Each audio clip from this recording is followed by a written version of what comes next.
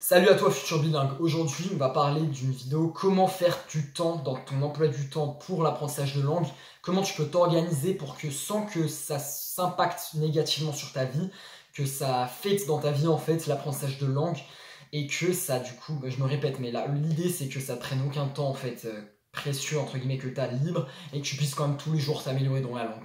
Donc l'idée, je vais m'appuyer sur un livre qui s'appelle Hyperfocus que j'ai lu récemment. Je sais pas si, bon, de toute façon, tu sais, on me recommande de lire le livre en VO, donc je l'ai lu en VO, bien sûr. Mais en gros, Hyperfocus, donc l'idée, l'auteur, il développe comment toutes les stratégies, les méthodes pour être le plus concentré possible, avoir un laser focus sur ce que tu fais dans le moment présent, par exemple ton travail, mais ça peut aussi s'appliquer aux choses comme l'apprentissage de langue. Et en fait, il faisait la distinction entre cet état de hyperfocus avec l'état où notre cerveau est complètement scatterfocus, il appelle ça, donc en français ça fait genre un état de mental éparpillé, on est perdu dans nos pensées en fait, on n'est pas concentré sur une tâche dans le moment présent. Et l'idée c'est que on est soit dans un état d'hyperfocus, soit dans un état de scatterfocus, éparpillement, donc c'est un peu caricature, mais on est soit plutôt dans un état perdu dans nos pensées, soit on est plutôt concentré. Et l'idée, c'est que les moments où on est perdu dans nos pensées, soit tu es en train de réfléchir à ta vie, tu as plein d'idées qui un peu en train de philosopher, un peu à te dire qu'est-ce que je pourrais améliorer dans ma vie, comment, en train d'essayer de résoudre un problème de façon créative. Et dans ce cas-là, ça peut être productif d'être dans ce mode d'éparpillement de pensée. Soit tu es juste perdu dans tes pensées à ruminer du négatif, des commérages, des choses que les gens t'ont dit, etc. Ou dans des discours négatifs vis-à-vis de toi-même qui ne sont pas productifs. Dans ce cas-là, tu es juste complètement en train de perdre ton temps, tu es en train de gâcher ton temps, entre guillemets, sachant que, d'après la science, on est presque la moitié du temps dans la journée en train d'être dans cet état de ruminer les pensées, de ne pas être connecté au moment présent. Et donc en fait, l'idée, c'est d'utiliser ces moments-là pour soit être en état d'hyperfocus, donc par exemple en méditation sur ta respiration, on sait tous que la méditation, ça a d'immenses bienfaits pour la santé mentale, soit ça peut être, et même du coup pour ta concentration, soit ça peut être un moment où tu es en train de te concentrer sur quelque chose, soit du travail, soit par exemple justement l'apprentissage de langue. Et en fait, l'idée de cette vidéo, c'était de te dire, un des meilleurs moments que tu as dans ta journée pour apprendre des langues, c'est les trajets par exemple pour le travail ou les trajets pour aller aux études, au lycée, peut-être au collège. Et en fait, c'est ces moments-là dans ta journée où tu es... après, ça dépend parce qu'il y a plein de façons de transport. Par exemple, si tu vas aux études en bus, vraiment des meilleurs moments que tu as pour soit écouter un livre audio, un podcast, regarder une vidéo sur YouTube ou une série, toujours en anglais bien sûr, même lire un petit morceau de livre, soit dans ton livre, soit dans ton application Kindle sur ton téléphone. Et en fait, l'idée c'est que quand souvent on est dans ces moments de trajet, notre cerveau est souvent perdu dans nos pensées. On n'est pas en train de travailler, de faire quelque chose de spécifique. Si tu n'es pas en train d'avoir une conversation profonde, intéressante, engageante avec un ami, tu es probablement perdu dans tes pensées ou en train d'écouter de la musique, mais sans te concentrer sur quoi que ce soit précisément. Et pour utiliser ce temps de façon beaucoup plus productive, tu peux du coup dédier ça à l'apprentissage de langue. Par exemple, comme je l'ai dit, en écoutant un livre audio avec une pratique, peu importe que tu choisis d'améliorer dans la langue, mais de dédier ça à ton apprentissage. Et l'idée, c'est que, en fait, ça va te permettre du coup d'optimiser ton temps puisque tu vas passer d'un état comme je l'ai dit, je me répète, je me répète beaucoup trop, ça c'est des vidéos un peu freestyle, tu passes d'éparpillement à concentration. Alors que quand tu es dans ta journée, quand tu es en cours, tu vas pas pouvoir réviser des langues, tu vas pas pouvoir apprendre une langue. C'est pas forcément recommandable de le faire trop à la pause du midi, parce que c'est un moment plus social à privilégier. Après tu retournes en cours et puis le soir souvent tu as plus soit besoin de faire tes devoirs, de travailler ou alors sur ton projet à côté, ou bien tu as envie de te divertir, de te relaxer mais t'as pas forcément l'énergie pour apprendre une langue.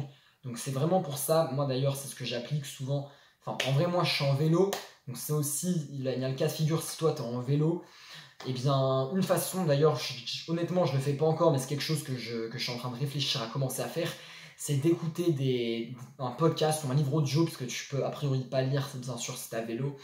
Et puis, parce que c'est bien, parce que ça te permet de faire, comment dire, parce que le vélo, ça prend pas toute ton attention.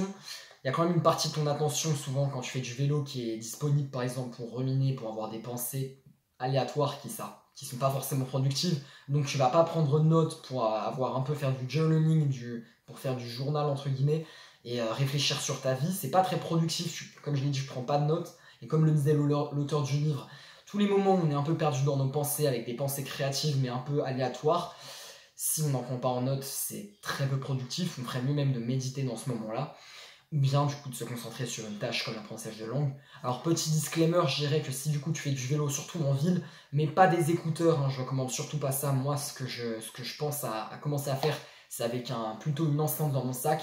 Et encore, si c'est une enceinte, mais c'est bien sûr pas trop fort pour pas avoir, pour bien entendre ce qui se passe dans la route. Voilà, je sais pas, je vais pas détailler plus. Donc bien sûr, j'engage pas ma responsabilité au cas où il t'arrive un problème. Mais bien sûr, l'idée pour pas qu'il y ait de problème dans la route, c'est de pas mettre, de rien mettre dans tes oreilles d'écouteurs ou quoi, et de mettre ça à un niveau sonore suffisamment bas. Peut-être que si je mettrais un podcast ou que je commence à appliquer cette méthode pour moi, ce serait un moment où il n'y a pas de voiture, pas la route, où je serais plus sur un moment, un passage en nature.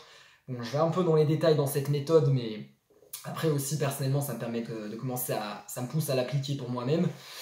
Donc voilà, ça c'était vraiment le point de cette vidéo. Je sais pas s'il y a beaucoup plus de choses à dire.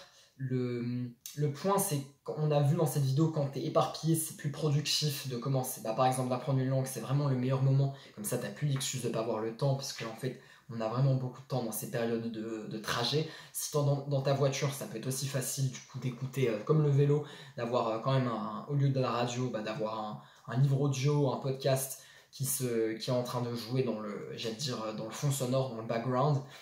Et puis, ça s'applique à beaucoup de modes de transport. Je ne sais pas si un mode de transport où ça s'applique vraiment pas. Par exemple, la moto, peut-être que c'est compliqué, mais bon, dans la plupart des cas, ça s'applique. Et puis, bon, voilà, je pense que c'est un peu tout pour cette vidéo.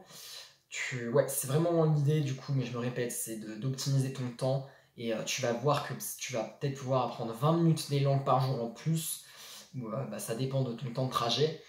Mais donc ça peut être, enfin tu peux vraiment voir de semaine en semaine des progrès dans la langue parce que il y a tellement de temps qu'on passe dans les trajets, j'allais dire de nos jours, mais cette expression est un peu bancale, mais c'est ça l'idée. Allez, je me répète trop, donc maintenant j'ai fait le récap de la vidéo, donc tu as tout en tête. J'espère que ça t'a été utile. Si oui, tu peux mettre un like bien sûr, après tu peux mettre un dislike si ça n'a pas été utile, mais bon ça c'est une autre histoire.